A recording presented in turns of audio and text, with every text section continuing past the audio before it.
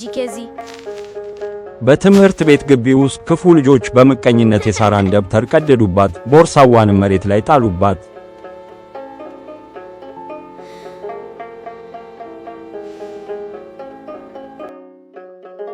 መቼም ይቅር አልላቸውም።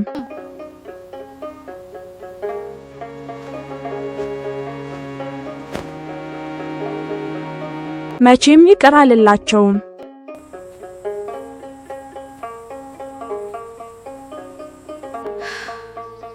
ሳራ ወንድሞቹ ብዙ ክፉ ነገር ቢያደርጉበትም ሁሉንም ይቅር ስላለው ዮሴፍ ታሪክ እነግርሻለሁ።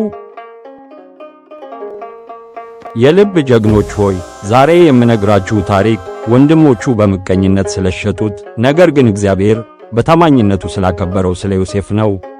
መጽሐፍ ወርቃማ ብርሃን ሕፃናቱን አቅፎ ወደ ጥንታዊ የከናን ምድር ይዟቸው በረረ። ዳንኤልም ወደ አንደኛው ወጣት እየጠቆመ ሳራዬ አባቱ ያዕቆብ ከልጆቹ ሁሉ አብልጦ የሚወደው ዮሴፍ ይሄ ነው አላት። ነገር ግን ክፉዎቹ ወንድሞቹ በምቀኝነት ተሞልተው ዮሴፍን በግፍ ገፍትረው ወደ አንድ ጥልቅና ጨለማ ጉድጓድ ውስጥ ጣሉት።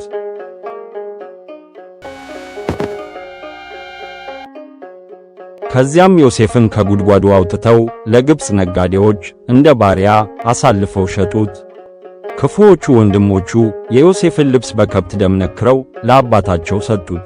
አባቱም ልጄን አውሬ በላብኝ ብሎ አምኖ ምርር ብሎ አለቀሰ።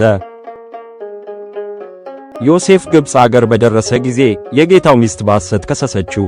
እሱ ግን እግዚአብሔርን ስለሚፈራ ክፉ ነገር ከማድረግ ይልቅ እውነትን መረጠ። በዚህም ምክንያት ያለ በደሉ ወደ ጨለማ እስር ቤት ተጣለ።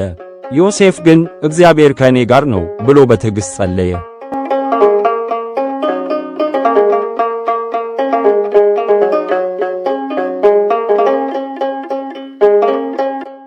የግብፁ ንጉሥ ፈርዖን ማንም ሊፈታው ያልቻለውን ድንቅ ሕልም ባየ ጊዜ ዮሴፍ ሕልሙን እንዲተረጉም ከእስር ቤት ተጠራ።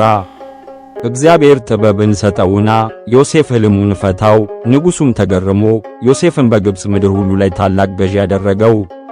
ከብዙ ዓመታት በኋላ በዮሴፍ የትውልድ አገር ታላቅ ረሃብና ድርቅ ሆነ።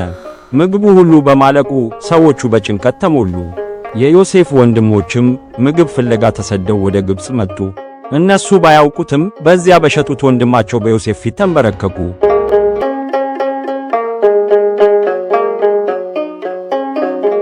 ዮሴፍ ግን አልተበቀላቸውም። በፍቅር አቅፎ ሳማቸውና እናንተ ለክፋት አሰባችሁት፣ እግዚአብሔር ግን ለበጎ አደረገው ብሎ ሙሉ በሙሉ ይቅር አላቸው። ዳንኤልም ሳራዬ እግዚአብሔርን ካመንን መከራችን ወደ ክብር፣ ጥላቻችንም ወደ ታላቅ ይቅርታ ይለወጣል አላት። መጽሐፉ ሲዘጋ ብርሃኑ ጠፋ።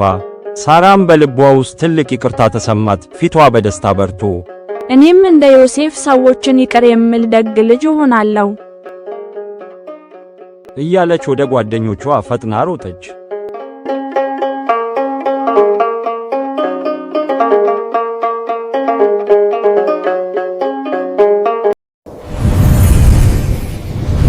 የልብ ጀግኖች ከመጽሐፍ ቅዱስና ከቅዱሳን ሕይወት የሚማሩ ጀግኖች